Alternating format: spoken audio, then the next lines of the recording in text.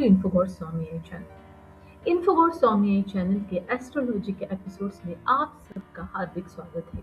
आज हम एस्ट्रोलॉजी के एपिसोड्स में जानने वाले हैं कर्क राशि के बारे में। जी हाँ, कैंसर ज़ोडिएक के बारे में हम जानने वाले हैं। कर्क राशि क्या कहता है 2026 आपके लिए और क्या लाया है नया बदलाव आपके जीवन में, तो चलिए हम जानते हैं। 2026 ये साल कर्क राशि के ऊपर ये प्रतीकात्मक बदलाव लेने वाला साल है। ये एस्ट्रोलॉजी चंद्र राशि पर आधारित है और ये जनरल प्रेडिक्शन है। तो सभी लोगों को ध्यान में रखना चाहिए कि अगर आपको पर्सनल कुंडली या हॉरोस्कोप उसके मदद से कोई जानकारी जाननी हो, प्रश्न हो, तो किसी एक्सपर्ट एस्ट्रोलॉजर की सलाह ले। आपके कुंडली का विश्लेषण एक्सपर्ट एस्ट्रोलॉजर से कर ले और देख आपके बर्थ चार्ट में कौन से बदलाव होने वाले हैं ये जान ले। इन्फोगोट स्वामी चैनल पे एस्ट्रोलॉजी की जो भी इंफॉर्मेशन दी जाएगी ये जनरल प्रेडिक्शन है। ये कुछ अंश में आपको अफेक्ट करेगा, कुछ अंश में नहीं करेगा। यानी 50% से लेकर 90% तक की चीजें कॉमन रह सकती है और 10% जो है वो आपके बर्थ चार्ट के ऊपर डिपेंड करता है कि क्या आपका बर्थ चार्ट इस साल 2024 में कह रहा है। तो चलिए 2026 का कर्क राशि का राशि भविष्य हम जानते हैं, जो चंद्र राशि पर आधारित है और ये जनरल प्रेडिक्शन है। सबसे पहले तो इस साल प्लैनेटरी ट्रांजिट्स क्या होने वाले हैं ये हम जानते हैं। 2026 सूर्य का साल होने वाला है। जी हाँ, सूर्यदेव जो ग्रहों के राजा है, ये इस साल क्या गोचर करने वाले हैं ये हम जान लेते हैं। इस साल 2026 में सूर्य का गोचर 8वें, 9वें और 10वें भाव में होने वाला है। सूर्य 10वें भाव का कारक है, यानी करियर, पद प्रतिष्ठा या मान सम्मान का सूर्य कारक है, वो ग्रहों का राजा भी है। ये आपको पदमान जिम्मेदारियां देगा, प्रमोशन के योग बनाएगा, सामाजिक सम्मान कराएगा। आपको वरिष्ठों से नहीं करना है या सीनियर या बॉस से भी आपको आर्ग्यूमेंट में नहीं पड़ना है। दिन इस साल शनि का गोचर 8वें भाव में हो रहा है। 8वां भाव जो है वो कर्म का या परिवर्तन का भाव है, ट्रांजिशन का भाव है, क्योंकि 8वां भाव हमारे जन्म पत्रिका में वृश्चिक राशि दर्शाता है। तो शनिदेव जो है वो 8वें भाव में इस साल विराजमान होंगे और शनिदेव कर्म देवता है जो हमें परिवर्तन से सीख देंगे। ये कर्म का समय होगा जो हमें फलदायी ठहराएंगे। शनिदेव पुरानी स्थितियों का अंत देंगे, नई शुरुआत की तरफ हमें ले जाएंगे। तो ये जीवन का बहुत बड़ा बदलाव इस साल शनिदेव हमें लेके जाएंगे। थोड़ी मानसिक प्रेशर या तनाव से आप जा सकते हैं, विलंब या देरी महसूस कर सकते हैं, लेकिन अंत जो होगा शुभ होगा। चंद्र का गोचर पहले भाव में यानी यानी हमारे स्वभाव के भाव में हो रहा है। चंद्र मन का कारक है, तो मन के ऊपर चंद्र अफेक्ट करेगा, कॉन्फिडेंस बढ़ाएगा, इमोशनल स्ट्रेस देगा, इंट्यूटिव डिसीजंस मजबूत करेगा। तो थोड़ा इमोशनल स्ट्रेस से आपको बचना है, जल्दबाजी में निर्णय नहीं लेना है। बुध का गोचर इस साल 3रे और 6वें भाव में होने वाला है। तो इंटरव्यू, कम्युनिकेशन, कंसल्टेंसी में लाभ देंगे, क्योंकि बुध ये वाणी के कारक है, कम्युनिकेशन के कारक है। तो कम्युनिकेशन से जुड़े हुए जो भी काम हो, मैनेजमेंट, कंसल्टेंसी, एजुकेशन, या आप नया इंटरव्यू देने जा रहे हो, जॉब स्विच करने जा रहे हो, तो वहाँ पे बुध आपको लाभदायक ठहराएंगे और पॉजिटिव रिजल्ट ले आएंगे। नौकरी में परिवर्तन का योग है, अगर आप चाहते हो, जहाँ पे हो स्थिरता चाहते हो, तो वहाँ पे आपकी पदोन्नति हो सकती है। कानूनी मामलों में राहत आएगी। बुध यानी लीगल मैटर्स भी होता है, तो लीगल मैटर्स आपको ठीक से चेक करके डॉक्यूमेंट्स साइन करने हैं या किसी की सलाह मसलत या अच्छे लॉयर को कंसल्ट करके करने। शुक्र का गोचर 5वें भाव में हो रहा है। रिलेशनशिप्स, लव और हमारे संतान का भाव है, तो रिलेशनशिप स्ट्रॉन्ग बनेंगे इस साल। जो अविवाहित थे उनको प्रस्ताव आने की संभावना बढ़ रही है। क्रिएटिव फील्ड में सफलता लागी। तो आपको सिर्फ ध्यान रखना है, भावनात्मक उतार से आपको ज्यादा उलझना नहीं है, नहीं वो हानिकारक रह सकता है। स्थिरता रखे, मन शांत रखे, बाकी बुध और यानी सूर्य देख लेंगे। मंगल का गोचर जो है वो 9वें और 10वें भाव में हो रहा है। तो मंगल यानी साहस पराक्रम है, तो आप बोल्ड डिसीजन लेने में सक्रिय होंगे। करियर में भी तेजी आएगी, प्रतियोगिता में जीत होगी, यानी कंपटीशन में आपकी ही बल्ले बल्ले होंगे। बस मंगल थोड़ा गुस्सा दिलाता है, तो गुस्से पे नियंत्रण रखें। अब जानते हैं कि इस ग्रह गोचर के अनुसार इस साल हमारा स्वास्थ्य कैसे रहने वाला है। हम थोड़े मेंटल स्ट्रेस या इमोशनल स्ट्रेस से जा सकते हैं, हमें पेट की समस्या आ सकती है, नींद या थकान महसूस हो सकती है।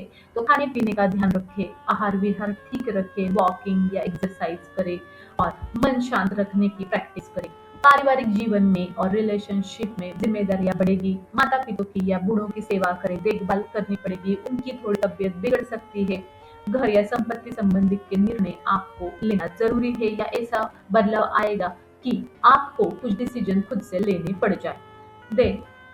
प्रेम, विवाह और विवाह संबंध में विवाह के योग मजबूत होंगे, पारिवारिक सहमति से आपका विवाह हो जाएगा और जो ऑलरेडी मैरिड है उनको जीवन साथी के अंडरस्टैंडिंग में बदलाव देखने को मिलेगा, यानी ज्यादा आपको कोऑर्डिनेशन बढ़ जाएगी।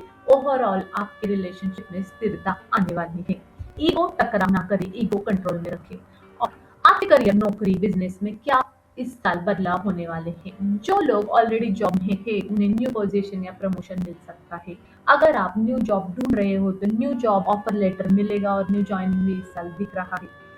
ओवरऑल 8वें भाव में शनिदेव है तो ट्रांजिशन यानी परिवर्तन दिख रहा है, लेकिन थोड़ा हायर लेवल पे जाके यानी लीडरशिप मिलके परिवर्तन दिख रहा है। बिजनेस कर रहे हो तो विस्तार दिख रहा है, लेकिन लीगल डॉक्यूमेंट्स थोड़ा सलाह मसलत करके ही बिजनेस का आपको विस्तार करना चाहिए। जो गवर्नमेंट जॉब की तलाश कर रहे हैं उन्हें मिलने की स्ट्रॉन्ग चांसेस है।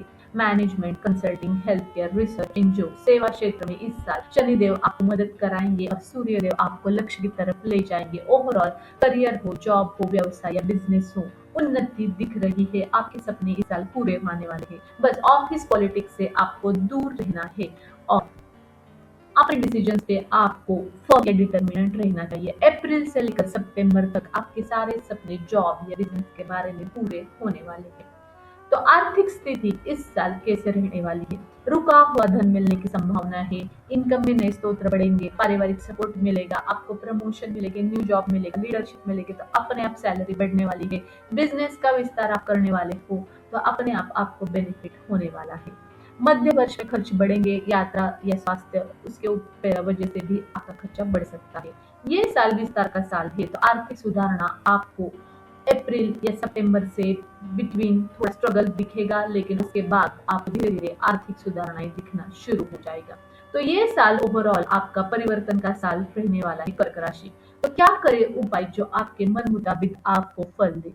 शनिदेव 8वें भाव में है तो प्रभाव संतुलित करने का हेतु रखे। शनिवार को शनि मंदिर जाके तिल का तेल अर्पण करे, काले तिल दान करे, पीपल के वृक्ष को दिया जाए, प्रदक्षिणा लगाए और शनि मंत्र का शनिवार को जाप करे। ओम शम शनीश्वराय नमः या शनि चालीसा का शनिवार के दिन 5 बजे के बाद पाठ करे। गुरु की सेवा करे गुरुवार के दिन और ओम ब्रूम बृहस्पतये नमः इसका मंत्र जाप करें। मंत्र है ओम ब्रूम बृहस्पतये नमः। बड़ों का सम्मान करे, गुरुजनों का सम्मान करे, पीला वस्त्र, चना दाल किसी मंदिर में दान करे। ओम गुम गुरवे नमः का मंत्र जाप करे या ओम ब्रूम बृहस्पतये नमः का मंत्र जाप करे।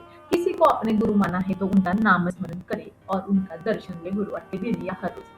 बुध यानी नौकरी और संवाद में सुधार है, आर्थिक स्थिति भी बुध बढ़ाने वाला है तो बुधवार जी को गणेश की पूजा करें, मूंग दाल करें और श्री गणेश के मंत्र जाप या गणेश स्तुति या गणेश गायत्री मंत्र का पाठ करें या ओम बुध बुधाय नमः, ओम बुम बुधाय नमः इसका मंत्र जाप आपको 11 या 21 बार हर बुधवार करना है पूरे साल।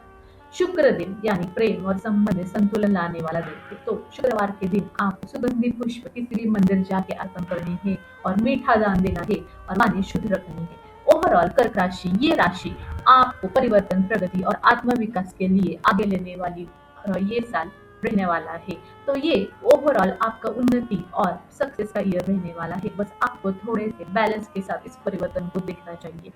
भगवान शिव और चंद्रदेव की उपासना करें, इससे आपका मन जो है वो बैलेंस हो जाएगा और स्थिरता आ जाएगी पूरे समय में या किसी भी कार्य में। तो कर्क राशि दिए गए उपाय जरूर करें और ये साल आपको आरोग्यदायी रहे और शुभदायी रहे, यही कामना मैं गुरुदेव के चरण करती हूँ और आप सबको नए साल की 2026 की ढेर सारी शुभकामनाएं देती हूँ और आज का कंटेंट में एंड करती हूँ। हम मिलेंगे नए वीडियो में नए इन्फॉर्मेशन के साथ, तब तक stay tuned on info course on bye for now. Happy new year 2026।